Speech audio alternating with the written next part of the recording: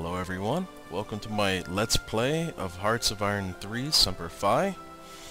This is the standard version of the game that you download. It has no modifications, no alterations, anything like that. It's just the vanilla that you get off of Steam. So let's go ahead and get started. I haven't really played this game very much yet. I played as the USA a little bit. It was my first ever attempt. I didn't know what I was doing, and it seemed really boring because the USA gets involved so late. I played as Japan up until about 1938 or so. I was embroiled in combat in China. I got involved in some clashes down here in these other factions of China, and I've also played a little bit as Germany. I played as Germany right up to about 1939 or so, so I have a pretty good sense of what needs to be done as Germany. So let's go ahead and play as Germany. We're going to start 1936 is Germany. Standard difficulty, which is normal. Standard game mode, and I'm not going to turn AI control over any of my production or politics or anything like that. For victory conditions, we'll leave them, let's just leave them as they are, and we'll get into the game. And there's something I want to show you guys, which is, this is actually my second attempt to get this started. My first attempt didn't turn out too well. I used GameCam, now I'm using Fraps, and GameCam had several problems in that it didn't want to record the background music, and it also didn't want to record my voice. If I turned on the background music, it would only record one or the other. Also, it didn't pick up my mouse cursor, which I think is kind of important for this game so you can see what I'm doing. So, here is Germany in 1936. The army mostly consists of infantry units, divisions that have 3 infantry. There's a few that have 3 infantry and 1 artillery.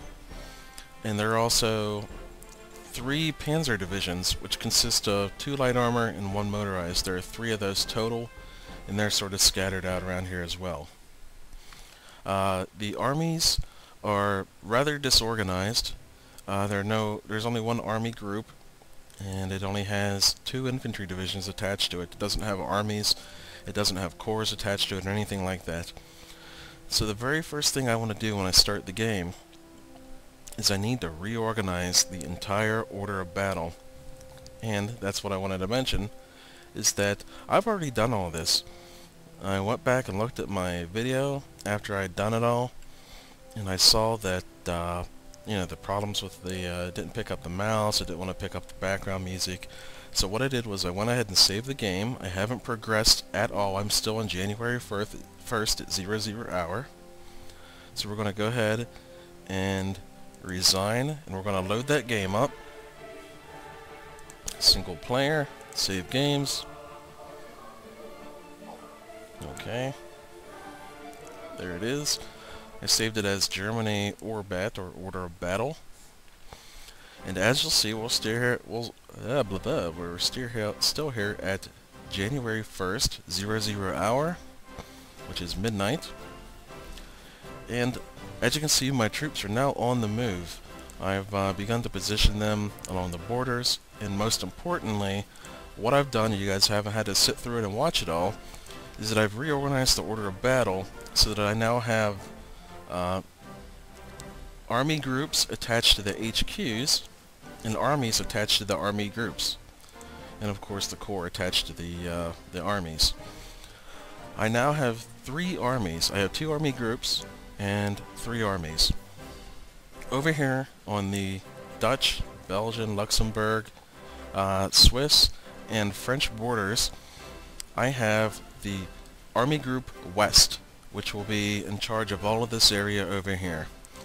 And I also have the West Army, which I am going to position along the French border here. This is going to be a mostly defensive army, which is why, as you can see, the Corps, they all have the defensive doctrine for the Corps commanders. The Corps commanders, I'll click on them here. The Corps commanders The best thing about the Corps Commander is not their particular skill level, but whatever ability bonus they have, whatever special ability, that's what transfers to the Corps most of all. So I try to assign low skill guys to my Corps. I assign 1 and 2s, and I also assign the Old Guard units as my Corps commanders, because as an HQ unit, the Corps Commander is an HQ. They're not going to be involved in the frontline combat as much as divisions are. So I think you can safely assign them Old Guard, because Old Guard gains experience at half the rate. And they'll be fighting less than anyone else, so they're not going to be leveling up anyway, so it's okay to give them Old Guard, in my opinion. My army also has a logistics wizard, which will reduce the supplies used for all these corps. And I also gave him the Fortress Buster, which isn't really going to help because I don't intend to try and cross this French border here. I believe it's called the Maginot Line.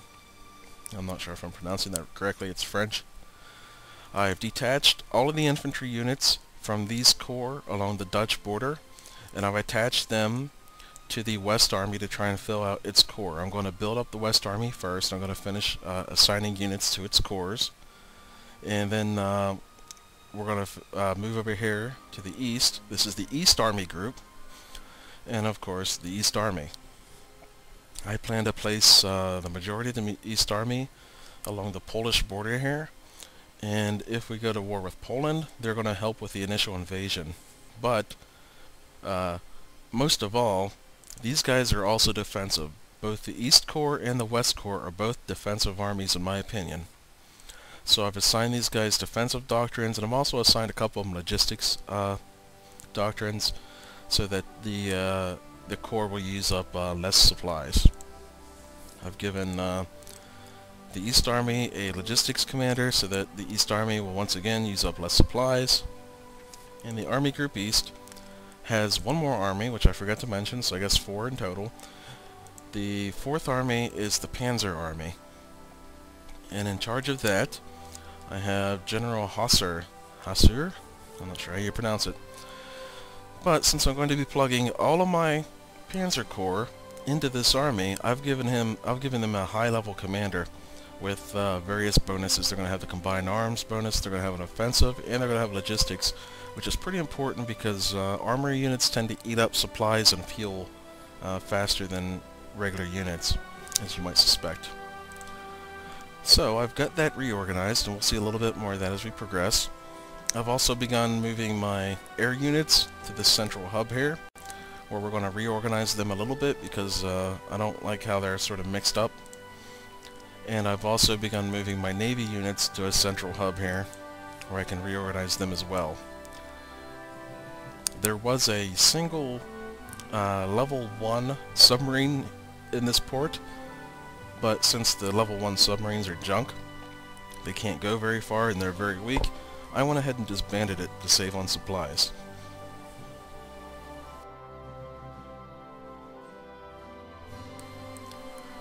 So what we're going to do now is we're going to look at some of the other changes I've made. We'll go in here into politics, and we'll take a look at the armament minister, and we will replace the armament minister with this guy here who gives a +10 to industrial capacity. We replace the Minister of Security with Goebbels here, who gives a +5 to your leadership, +5% to your leadership. We'll replace the Head of Intelligence with this guy, who gives an espionage bonus. I'm going to replace, this is really depending on what you want to do, you could go with just about any of these, but I like to go with this guy because he provides a throughput bonus for your supplies. And of course the Chief of Army, reduce supply consumption by 10% overall, which is, as you can see, I'm going for a low supplies army, a low supplies strategy. What we're going to do now is I'm going to set my officers to 0. I don't need to train any new officers at the moment. I'm going to lower my diplomacy a little bit here, so I get about, let's say about 1 per day, just for a short while. so that I can start making some trade deals.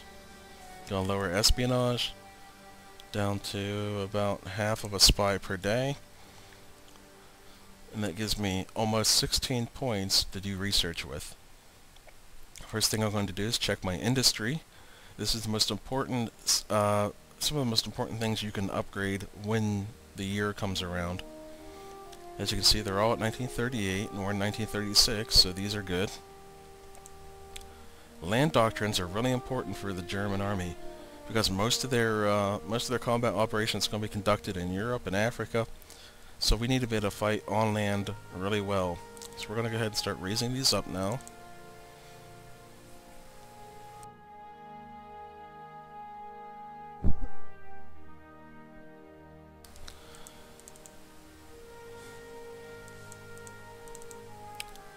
And we're also going to raise up the infantry units here.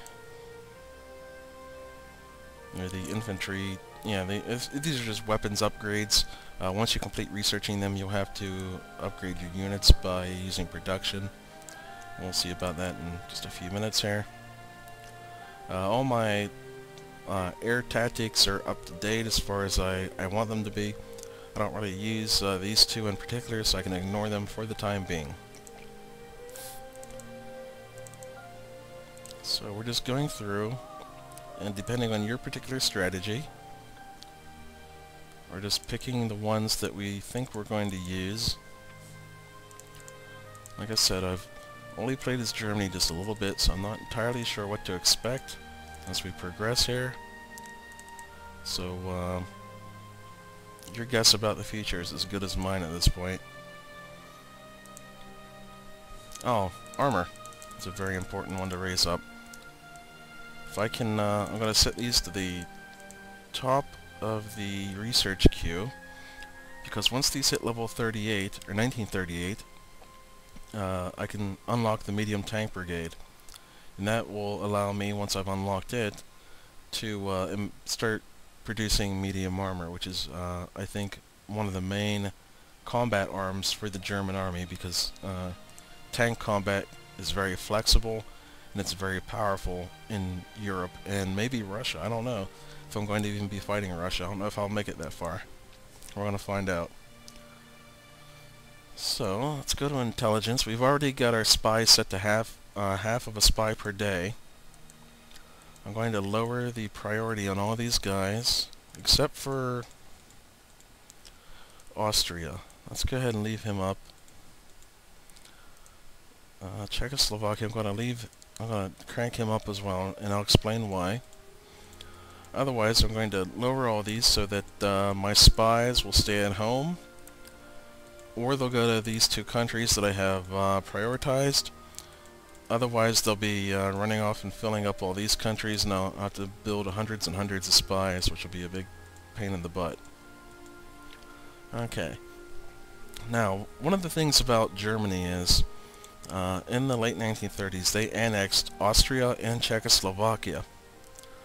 And the Austria annex triggers automatically after a certain point of time, but you can speed it along and make it happen, I think, before 1937 even comes around, by filling them up with spies and having them support our party.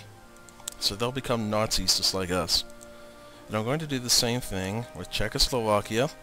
And that's just a precaution for Czechoslovakia, because I don't think you can speed up their annexation, but what I can do is I can pull them away from the Allies so that at some point they won't join the Allies, and then I can't annex them, because if they join up, I won't be able to annex them at all.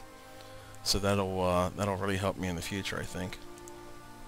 So we'll go to diplomacy, production, March, let's see, January, February, March. That's way too long to waste on just a pansy little destroyer.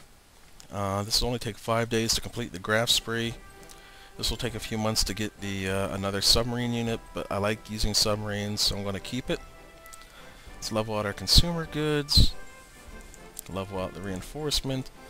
I like to keep upgrades and reinforcement a little bit below max, so that all the extra IC is being put to use in my production. And one of the things you'll discover as you play is if you're doing manual control, you'll end up with extra IC because these will, as they upgrade, the need for them will go down. And so if you keep it below, you'll have to come in here and fix it less often. Definitely gonna need some supplies though. I plan on selling some supplies to get extra money. So the first thing I would like to do is I'm going to start out a little bit of industry. That's just to get me started. I'm going to be building a lot more later, I think. And I'm going to start building some infantry. Now these units are mainly, this first set of units I'm going to build are going to be defensive units. I'm going to put them in the West Army, and I'm going to put them in the East Army. So let's build 15 of these. And to save on IC cost, we'll build them as reserves. Yeah. I would also like to build 10 units of infantry plus anti-tank. And I'm going to assign one of these divisions per corps that I have. Let's see, we'll do the East Corps, and we'll do the Central Corps. Yeah, so I need 10, so that's 5 and 5. So we'll go ahead with that. We're going to need, let's just start getting our, I'm not sure what you call them. They're here in the technology, the practicals. Yeah, whenever you build things, you gain practical knowledge, or maybe when you use them in combat, you gain practical. Well, we'll see. But it helps. The more as you build things, it becomes easier to build. If that makes any sense. And sorry, I'm stumbling over this, but I haven't really done a Let's Play before like this. So that pretty much rounds us out for the time being. Actually, you know what? I'm going to go ahead and cancel that tactical bomber. I don't think I need it just yet. I'm going to replace it with a transport. So that's that for production. Before I start the game, I'm going to look at my assets here. I have a pretty good surplus of rare and metals. Oil's not really a problem, I don't think. And I have a huge surplus of energy. So I'm going to look around here. In the diplomacy section, I'm going to hit all. I'm going to click on the energy and see who is low. This guy needs 34. He could use about 34 energy, but he's a puppet of the USA, so I can't settle him. Well, it's just my luck. Italy needs about 13 energy, so I'm going to try and sell them some. Let's just go with 13. Nationalist China needs 1 energy. Let's try and sell them. They have a ton of money. Keep going. Oh wow. Yeah, I tend to go until it says very likely. So let's go ahead and let's try to sell them 44. They only need 1.5, 1.1, but let's try and sell them 44 anyway. So this will pretty much wrap up the first part. I think we're getting everything prepared, and you guys sort of have a feeling for the way I'm going to comment on this. So any feedback that you have or comments would be greatly appreciated, and I'll try to keep this updated as much as possible, and let's conquer Europe.